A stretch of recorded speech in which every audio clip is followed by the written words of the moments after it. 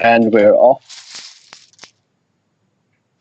If anyone is just joining us, Piotr leads Paul 4-1, as you can see in this best of 19 series.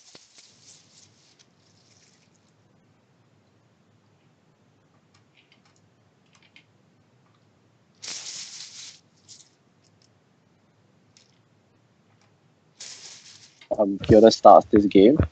He has a rack from which he should.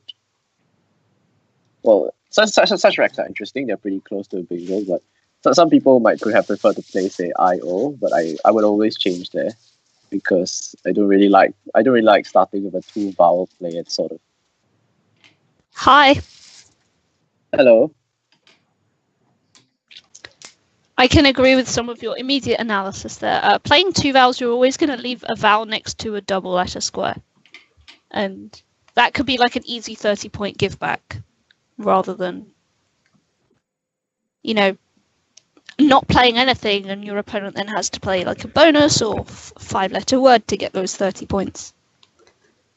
The other reason I don't like it is that it allows your opponent to shape the board defensively because you are showing that you probably have a strong.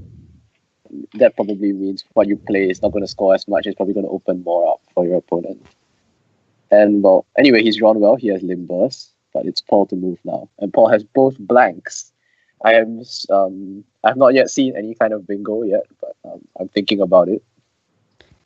I'm not going to spoil it for you, but I am sat here with Zarf, so I'll be able to say if there is anything. So let me know when your brain is all pooped out that you can't.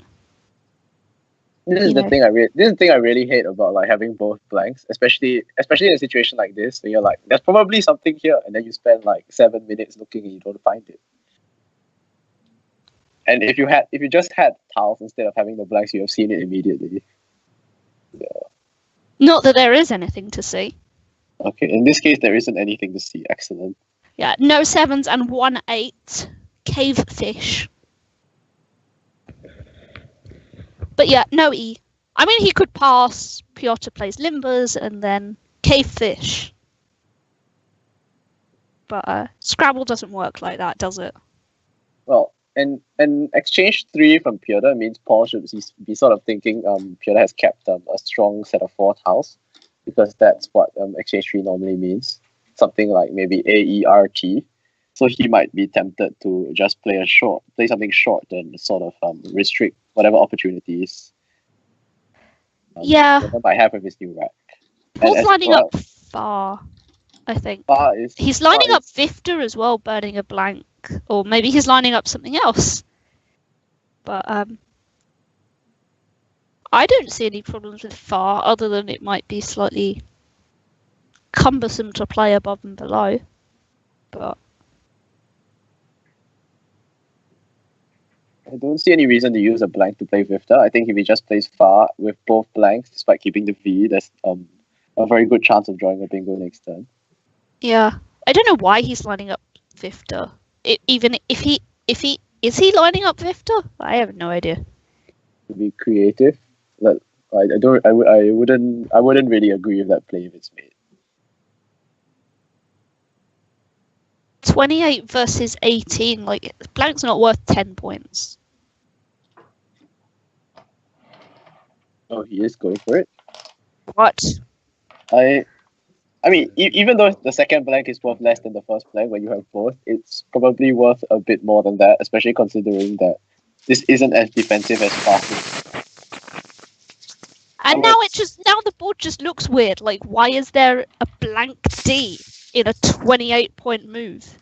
I mean, I guess it does sim best, but Speedy player thinks it's the best equity option, but I would disagree, because Speedy player does not consider defense on the first turn, and that's quite big actually. I still like far. Yeah, I don't think there's a reason to play Vifta here.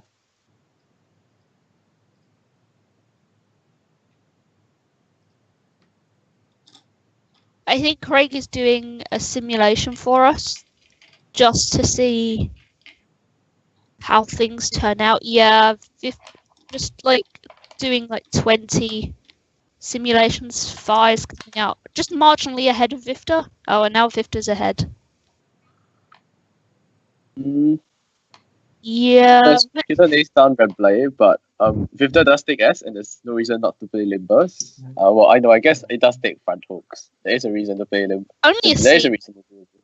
Only Having played Vifta with a blank, it's pretty obvious that the other blank is on Paul's track. So a more defensive play might be called for. Might be. Might be. I mean, you don't know what else he could have left with Vista. It's like, you know, if he had another blank with Vista, what was the letter he kept that made it so awkward? So precisely something like blank H is what Piotr should have as an inference. Honestly, Limbers might still just be better because he'd have to use the blank as a C, and he's obviously keeping the blank and an awkward towel. If not, if it with what he's showing.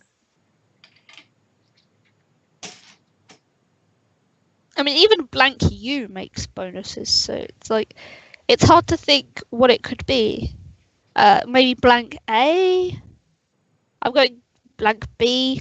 I'm going to go through the alphabet here just to blank D, maybe? I don't know. No, it wouldn't be blank D. That would be dumb. Blank D. Like, yeah, that would be crazy. That would be a good move. So confusing. But yeah, Paul has nice 7s on his rack. 4 of them. And no double, unfortunately. Oh, okay. Okay. Well, what is his best option? Well, with the I at least. I haven't put in the P yet. I mean the M. Nothing with the M. He can play. He should probably play through the R then, because he has say Preh Knight, which will get the P double. Or is there? Let me see. Left, right. That's worse. And Trafine is So Preh Knight's probably his highest score, but it does set up that S hook. Probably not too much to be concerned about. Mm-hmm.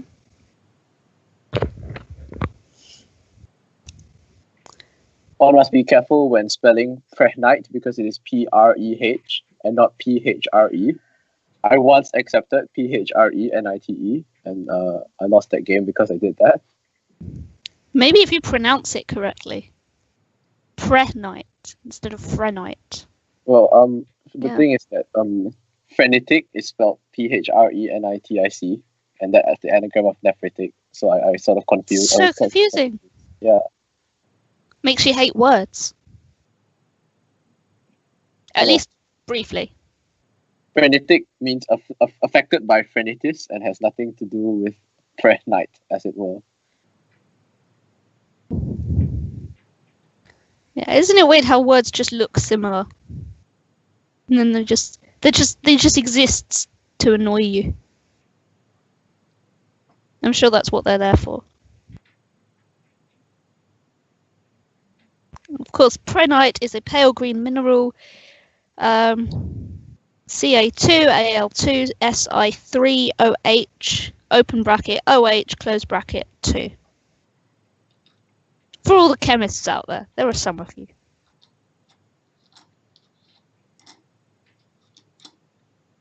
It's a basic calcium aluminium silicate. I think he's taking a Pente and he's playing that. I would say this is just strictly worse because it scores some amount less and is opening up a 9-timer for not a very good reason. But they are all. I mean, it's not that bad. Yeah, it just why would he do that with either like? Have you watched any of the previous 5 games? I watched the last one, but that was pretty one-sided in Piotr's favor. Yeah, Piotr. I wasn't here for the first game, but I was here for the last. Everything except the. So I missed 2 games out of the 5. Okay. And, like Piotr pretty much dominated them, the 2 that I saw, and Paul dominated the other one. But maybe Paul's trying to be overly aggressive because of the way some of the games have gone. But I still don't like that placement.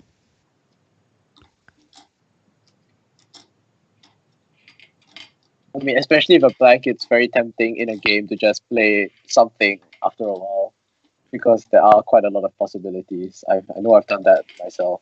Yeah, I mean, I get that there's no blanks left, so it's like less of a threat. But Oh well. he's Paul has signed up. gone Adonized as a 9-timer through the end. That's why he set up for opened it. himself. It will be very unfortunate if Piotr does not block that spot.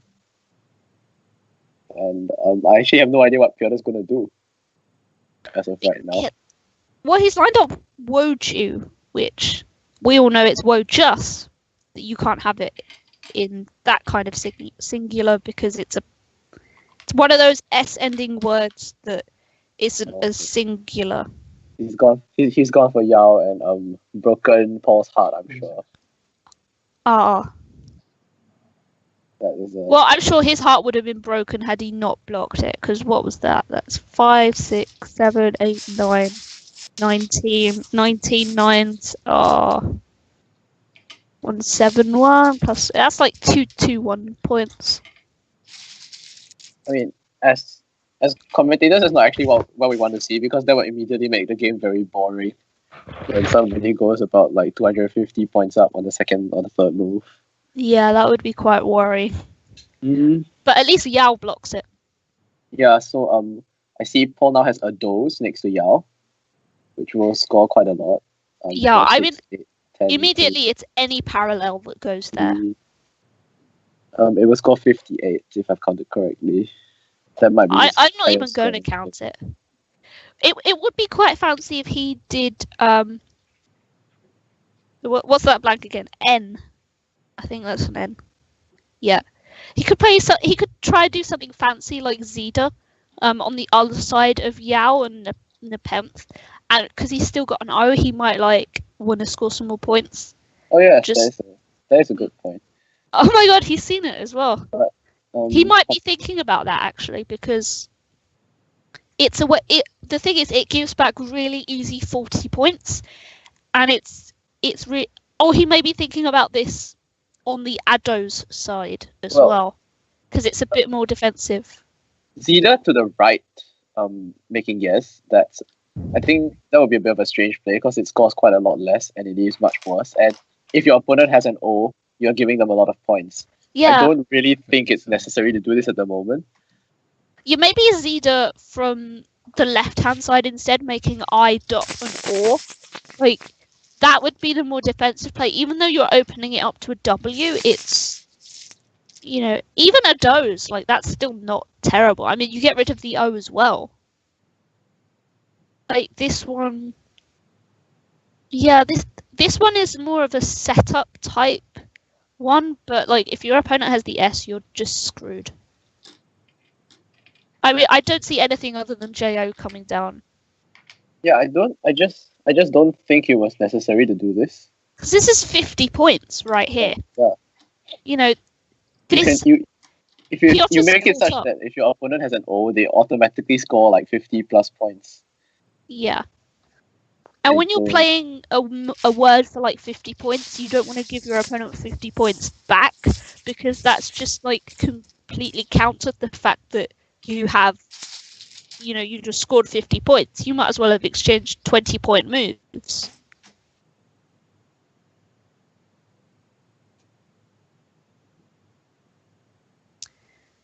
But Paul's turn with his... I mean, there would have been more of a case of it if there were more O's out. If there were fewer O's out, I mean. Yeah. But, yeah. Yeah. I mean, in one way, Paul is quite lucky that Piotr didn't have any consonants to go in front of OPE. But he's also unlucky that Piotr was sat there with the J.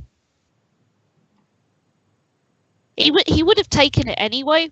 Even if he just had to put an O there, he would have taken it. But yeah.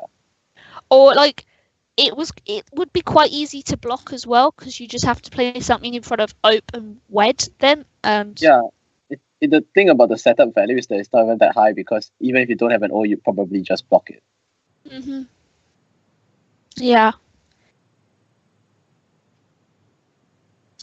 But no bonus here for Paul. I don't like this play he's making. I was considering Vibrio from the V, which I think is significantly better. This play is kind of just playing tiles for the sake of playing tiles. Yeah. Like, I don't know is he why doing you this? need to even play that many tiles. Like, I understand that you're taking out the S, but you also... The game is close enough that you don't need to start taking out letters and floaters. I mean, the board is pretty much closed as it is. Like, we don't... PD player suggested the fish boil next to Vifta, which is like pretty good as well, I guess. Oh, Piotr's seen the bonus. Oh, nice. I actually hadn't really seen that yet. Damn. I saw views, and then I saw serve views, and then I looked for an R, and then I found the R, and then I realised it made 2-letter words. Yeah, in the games I've seen, Piotr's really good at making 8-letter words that make other words. Yeah, I mean, he played Delation for like 80 points, making vexed and some 2-letter words as well. Then he played Aurelias, and then Orioles. He played Orioles and then made Delations as well. Like, he's just been making lots of other words with his bonuses.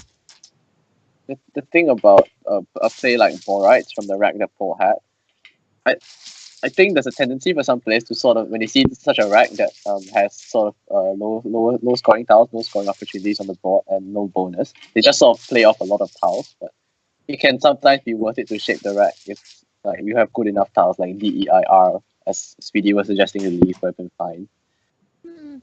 And Vibrio actually also scores more than Borite, so even if you just want to make a play that scores a bit more, Vibrio scores more and keeps the better ED. So like, yeah, it's just generally better. Anyway, like, on to this Paul's new rack, which has I's and Y's. It's never good.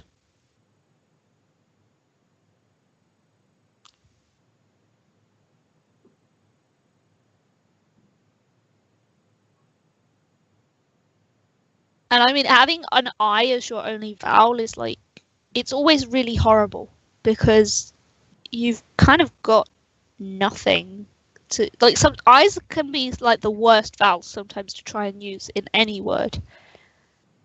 And U's are pretty awful as well, but I's terrible.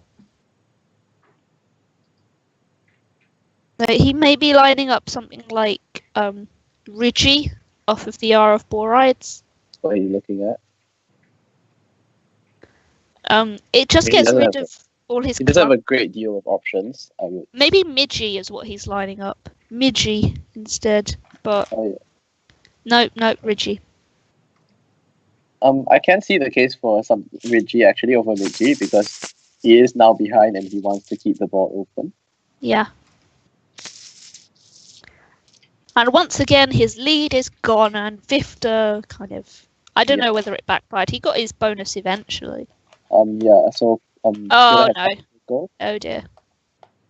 Maybe Midgy was better. Maybe Midgy was better. In hindsight, it was better. Yes, hindsight is always epifocal. Yeah, as we say in the UK, hindsight is a wonderful thing. Cow flap. Well, I've just looked it up, and epifocal apparently has nothing to do with lenses or like anything. It's the point. It's like something to do with earthquakes. An earthquake? Yes. Oh, like the epicenter. Yeah. Makes sense. Paul is now again quite far behind, and he's at about 120 down, so he will need probably at least 2 bingos to come back. Or a 9-timer. I mean, we have seen one of those already today. No, not sure you did, but I did. No, I didn't. Yeah, Piotr played Casified. Oh, wow. So the obvious thing I think here is Calyx. Scores points. It's all you want to do, really. It's good leave. Yeah, good leave, scores points, so opens up the bottom a bit more. It's basically what he wants to do at this time. Yeah, we have been hoping for power tile floaters as well today. If for floating Q, we'd have had quadrati earlier in the day. Floating J, we've had Svarages. I mean, now, maybe with a floating X on the board, we'll actually have something.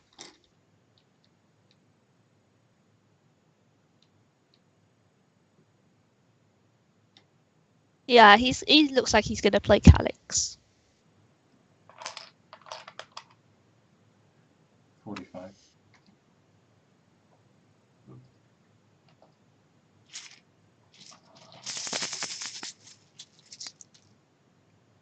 And Piotr demonstrating why post-bonus racks are the best. Well, he can just play QI for 30, 31, which is reasonable enough. It's a lot more than you usually get for the Q, that's for sure. And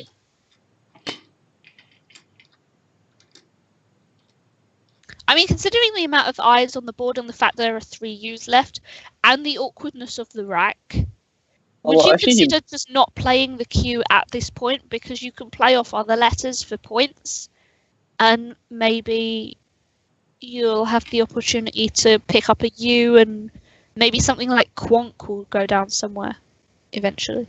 I mean, I was just thinking about that actually, because he might want to sort of obstruct the floaters that Calyx has created before playing QI, given that he's in a strong enough position that he can afford to do that.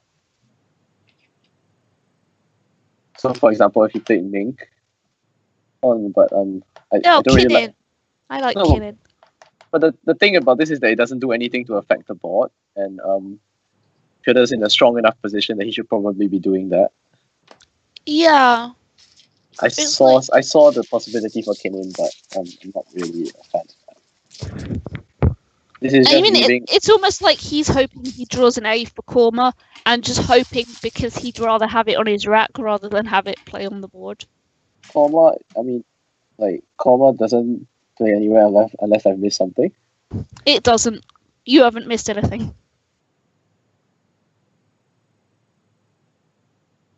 Unless we've both missed it, that would be awkward.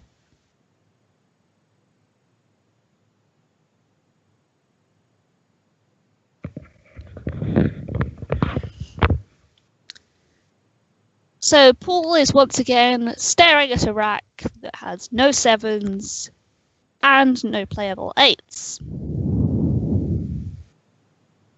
He must be so happy. I feel like I've said this so much today. Once again, a bonus that doesn't go down. Or where the right floaters aren't there and everything.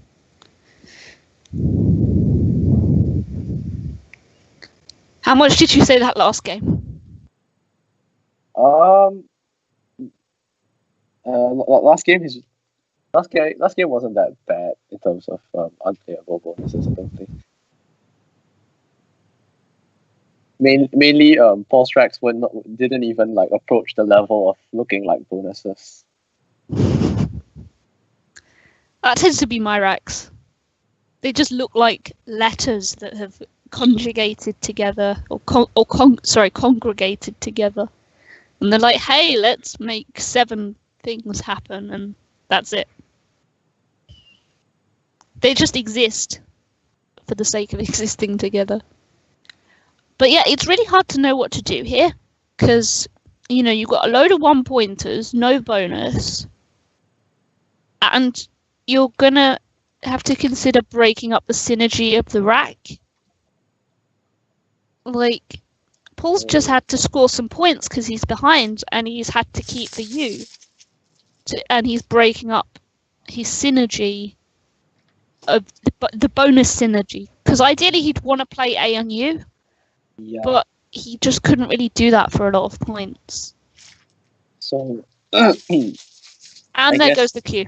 I guess Tower was a reasonable attempt to create more volatility, but now just inviting QI to take out the T as a bonus lane. Yeah, and as a 9 timer, and you can't, like, it was the right time to play QI as well.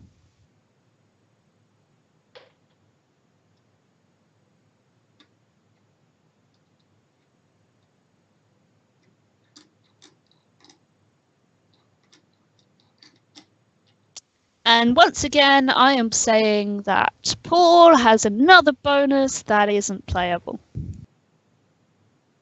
This is going to become a meme soon.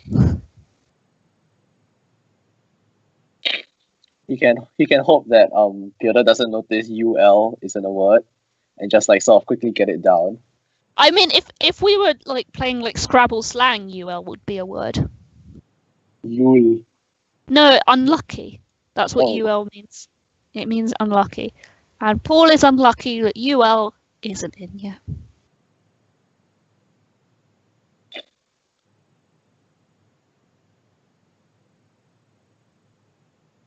The word we're talking about is nurhags, by the way. N-U-R-H-A-G-S.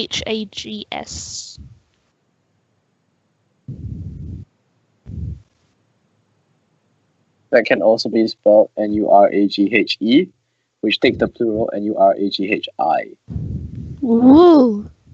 So Nuragi and Nuragi, which I'm pretty sure is not the actual way to pronounce them, but you pronounce things phonetically if you want to remember how to spell them. Yeah, like you could give it a really stupid pronunciation if you want, but in the end, at the end of the day, all that matters is that you remember how to spell the word and you can play it in a game of Scrabble without misspelling it.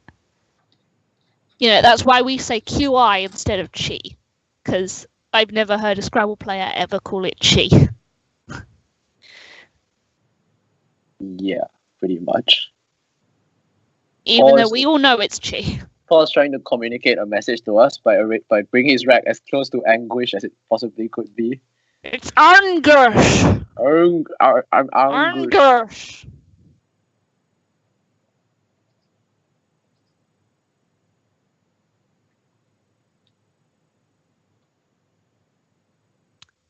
Is he gonna play it? No, he's not gonna play it. Oh, I'm so disappointed. I think he's trying epifocals, which is not a good idea because it's not good. Well, I mean, he is behind. He might as well. Well, the thing is, as well, he might think that, oh yeah, Piotr might open up a lane for nurhags. So it's possible. Yeah, I doubt it because Piotr is so far ahead that he has no reason to open anything up, and if anything, he's going to close the board. I mean, despite how bad it looks for Paul right now, all is not lost with 20 plus tiles in the back. You could just go for like Thug or something at minimum, which just plays off GH and U and sort of tries to get in shape for a comeback series of bonuses, because Piotr hasn't really been obstructing the open spaces on the board, and now you're just giving him a free turn to do it. He's taking out your floaters. Yeah, I saw him line up emo 22. as well. I mean, I assume a player of Piotr's standard is just not going to be opening up for stuff like the hacks at this stage. It's not really something worth trying unless you're really desperate. Which unless, shouldn't be this desperate. Unless Piotr had a bonus or like a 30-point play that was really worth playing, that would be the only way that if Piotr had a bonus, then Paul playing no hacks wouldn't actually get him any closer to winning the game, because it doesn't really make sense. Yeah, it would backfire. I think he's lining up Thug here. Thug doesn't open up a lane, but the lane above Epifocal isn't really going to get blocked anytime soon. Yeah. So EL and MI are sort of he had Ganya. I didn't see that. That was he was probably compelled to play that. I didn't know Ganya. I think he didn't see it either, because it's actually better than Gush, even if Epifocals was good. Yeah. Yeah, so this is actually a pretty like big moment. Yeah, because Ganya does open up another lane, and it scores so much, and it's opening up the right side of the board, and it does basically everything you want to do in this kind of situation. And basically coming back in this kind of situation can sort of turn on whether or not you find these critical moves, because Ganya is so much better than Thug. Like, Thug is the move that everybody will sort of see, but yeah. So that's what makes the difference. In a successful comeback, this like sort of these things add up. Mm-hmm.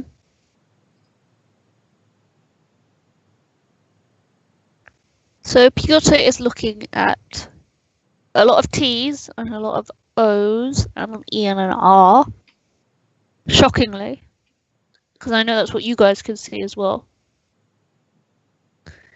But all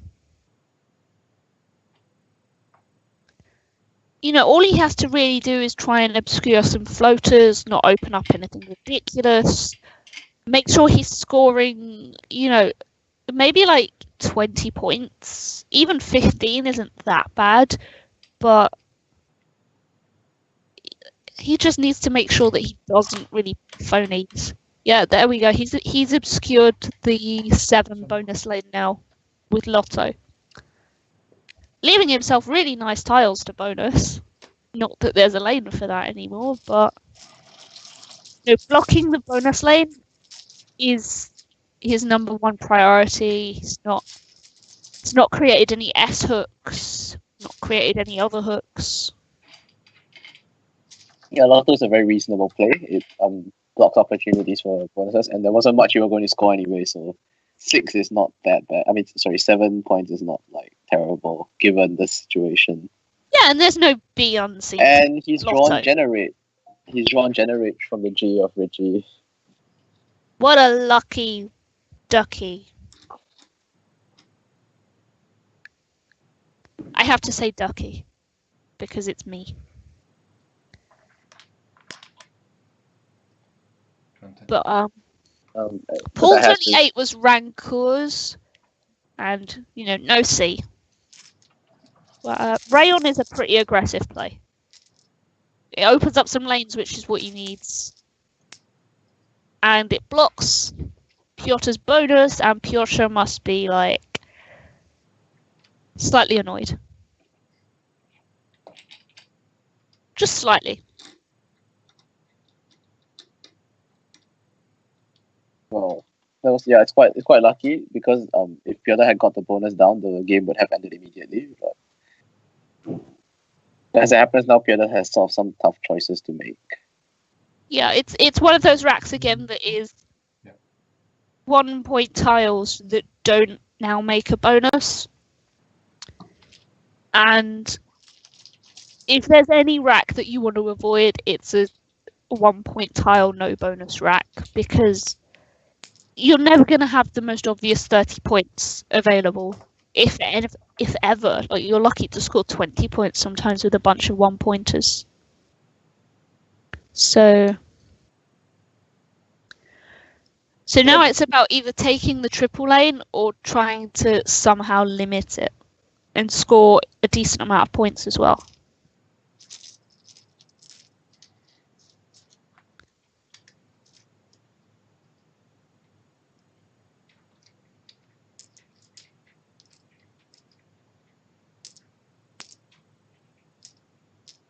The thing is, Piotr just wants to, aside from being obstructive, he just wants enough score so that Paul will need 2 bingos to overtake him.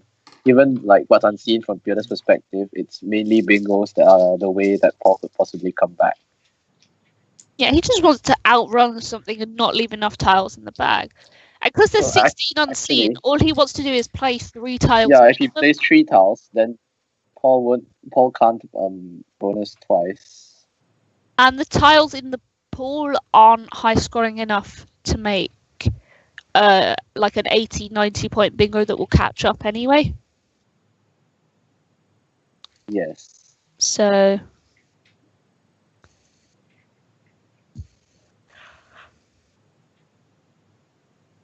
I think Piotr has let yet another game won. Let's see if I can make words come out of my mouth without mincing them.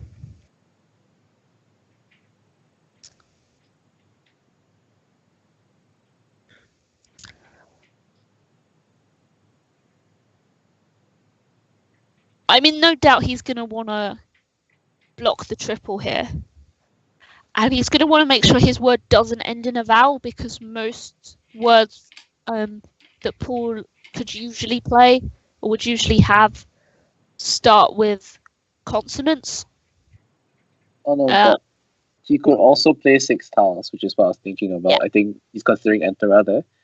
So that would require 3 overlaps in order for the bonus to fit, but 3 fairly easy overlaps. So yeah, I mean, it's consonant, vowel, consonant. Like, Like if you look at like a lot of the sevens on the board, you've got or the eights, you've got borides, consonant vowel consonant. You've got Nepenthe, consonant vowel consonant. Remblays, consonant vowel consonant. Servus, consonant vowel consonant. I mean, it's only epifocal, and that's vowel consonant vowel, and you could just move that up one, really. Yeah. So I think his main options are between something like Entera and something like REEN.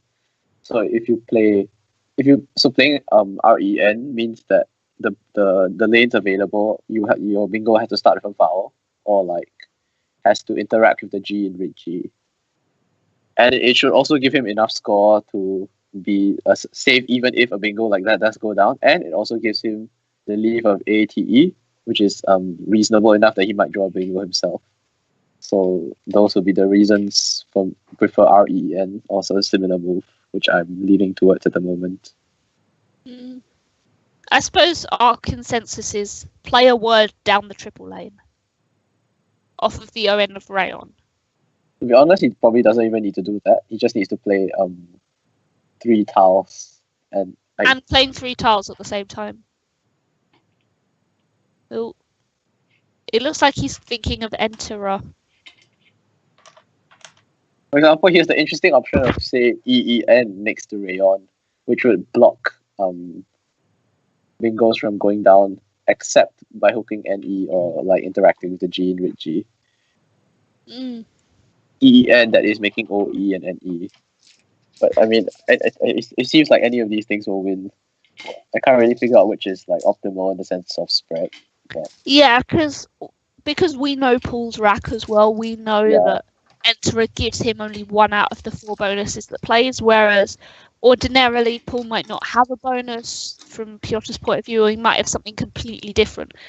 And Paul spots the only bonus that actually plays alongside Entera, which is Rundles. The other 3 being Lurdens, Nurdles, and Nursold. But of course, RA is not a word because we cannot have Egyptian gods.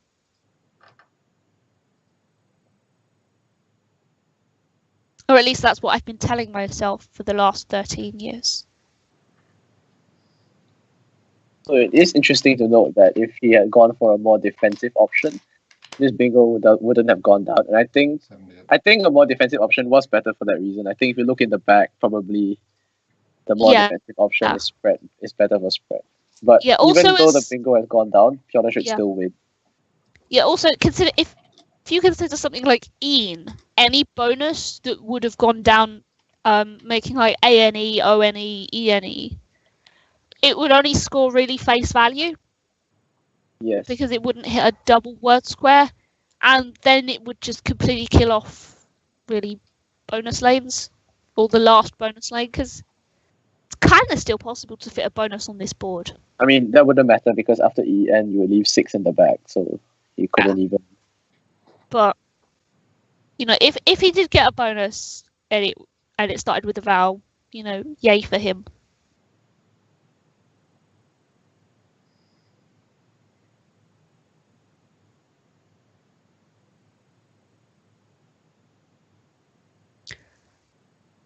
So now all Piotr has to do is make sure he doesn't play a phony and make sure that Paul can't go out with some random 40-point move that none of us have seen.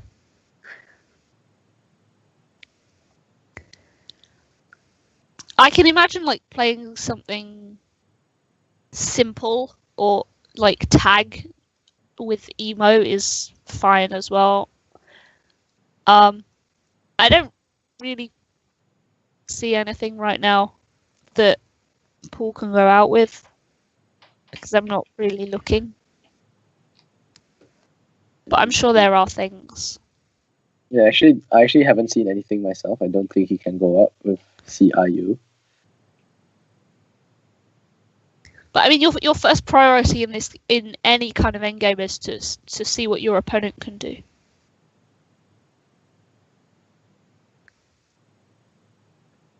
Yeah, I'm not seeing anything, actually. Maybe there is nothing. Okay, so Piotr is looking for 2-move play out. He wants to play Age. somewhere.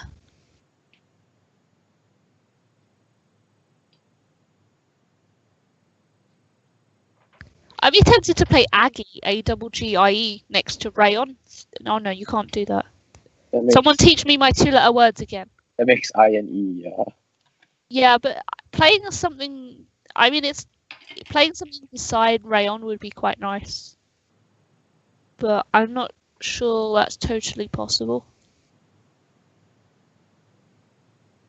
There aren't many places to score anyway. He's seen Tag, so Tag makes Tell, Emi, and Gox, which is probably the best scoring. The 4 letters he leaves doesn't make anything as a 4-letter word. And it probably wouldn't have then 2 further playouts. But in a way, all he has to do is score, and he's going to outrun whatever Paul can do because he can't go out.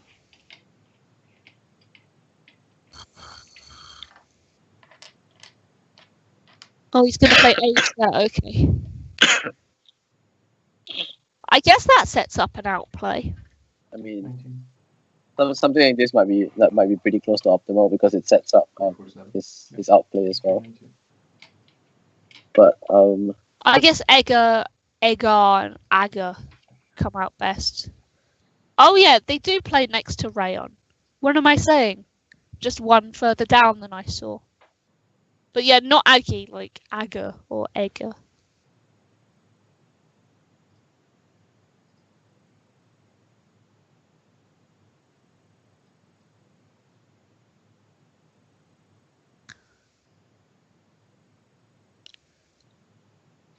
can be quite lazy with my end game in situations like this when I'm pretty sure anything wins.